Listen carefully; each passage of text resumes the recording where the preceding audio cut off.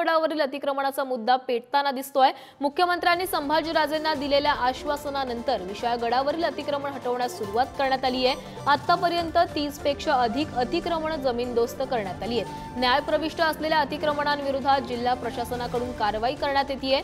विशाळगडावरील अतिक्रमण हटवावं यासाठी शिवभक्त आणि संभाजीराजे छत्रपती आक्रमक झालेले होते। आंदोलन करण्याआधीच मुख्यमंत्र्यांनी त्यांनी अतिक्रमणावर कारवाई करण्याचं आश्वासन दिलं आणि त्यानंतर संभाजीराजे यांनी हे आंदोलन मागे घेतलंय। तर विशाळगडावरील अतिक्रमणावर ही कारवाई करण्यात येते। जे अतिक्रमण ही न्यायप्रविष्ट आहेत नाहीत अशा अतिक्रमणांवर कारवाई करण्यात येते आणि हातोडा फिरवला जातो। हे दृश्य कोल्हापूरमधल्या विशाळगडावरची आहे।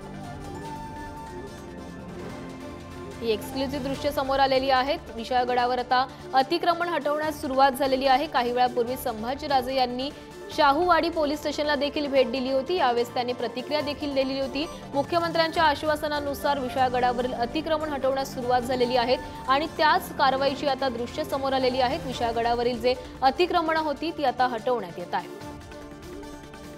जिल्हा प्रशासनाकडून या कारवाईला सुरुवात झालेली आहे। विशाळगडावरील अतिक्रमण हटवावं यासाठी संभाजीराजे आणि अनेक शिवभक्त हे आक्रमक झालेले होते। ही अतिक्रमण हटवावी यासाठी आंदोलन देखील करण्यात येत होतं। मात्र त्याआधीच विशाळगडावर तोडफोड झाल्याचा आरोप स्थानिकांनी केला आणि त्यानंतर हा वाद पेटताना दिसला।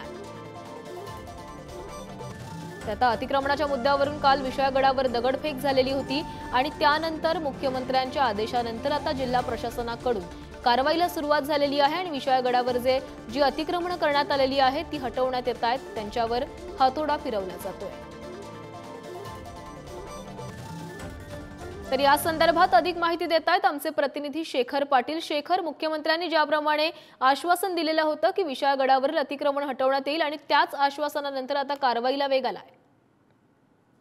प्राची, अगदी बरोबर आहे। आपण जर बघितलं तर संभाजीराजे छत्रपती यांनी याच अतिक्रमणाच्या विरोधात हे खरं तर आंदोलन पुकारलं होतं। त्या ठिकाणी मोहीम आखली होती आणि त्यानंतर खऱ्या अर्थानं जे अतिक्रमण झालेलं होतं मोठ्या प्रमाणात ते या ठिकाणी काढण्याची प्रक्रिया सुरू असल्याचं पाहायला मिळतं। आपण जर बघितलं तर सायंकाळपर्यंत जवळपास 30हून अधिक अतिक्रमण जी आहे ती या ठिकाणाहून काढलेली आहेत, जमीनदोस्त झालेली अशा पद्धतीची माहिती जी आहे ती समोर आली होती।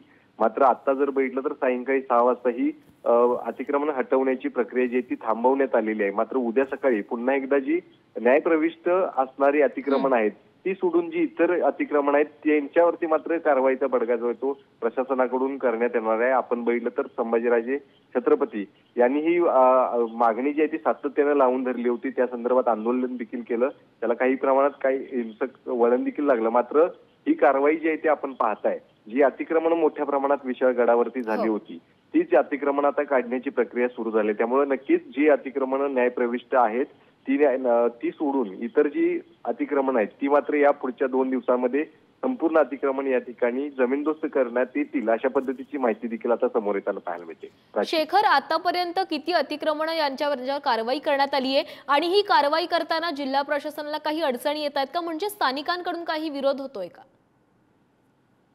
प्राची, सध्या तरी तशा पद्धतीची कुठलीही माहिती नाही। मात्र आपण जर ही व्हिडिओ पाहताय तर त्या ठिकाणी प्रशासनाला सहकार्य देखील करताना पाहायला मिळतात। काही नागरिक देखील काही प्रमाणात विरोध केला होता। मात्र ज्यांचं अतिक्रमण या ठिकाणी ज्यांनी केलेलं आहे ते मात्र या ठिकाणी प्रतिसाद देताना पाहायला मिळतात। सायंकाळपर्यंत जवळपास 35हून अधिक अतिक्रमण त्या ठिकाणी काढण्यात आलेली आहेत अशा पद्धतीची माहिती आहे। मात्र त्यामध्ये देखील आकडा वाढण्याची शक्यता आहे। आपण जर बघितलं तर विशाळगड आणि परिसरामध्ये नेटवर्कचा खूप मोठ्या प्रमाणात प्रॉब्लेम आहे आणि त्यामुळेच तिथले व्हिज्युअल्स आणि तिथली माहिती जी आहे ती पोहोचण्यामध्ये उशीर होत असतो। आणि आता देखील आपण बघितलं तर सायंकाळी 6 वाजता ही मोहीम थांबवण्यात आलेली आहे। उद्या पुन्हा एकदा ही प्रक्रिया सकाळपासून सुरू होणार आहे। त्यामुळे नक्कीच जी अतिक्रमण आहेत ती मात्र या ठिकाणी निघतील अशा पद्धतीची आश्वासन जे आहे ते स्वतः मुख्यमंत्र्यांनी संभाजीराजेंना दिलं होतं आणि त्यानुसार आपल्याला ही कारवाई होताना सध्या पाहायला मिळते। प्राची, धन्यवाद शेखर, तुम्ही दिलेल्या सविस्तर माहितीसाठी।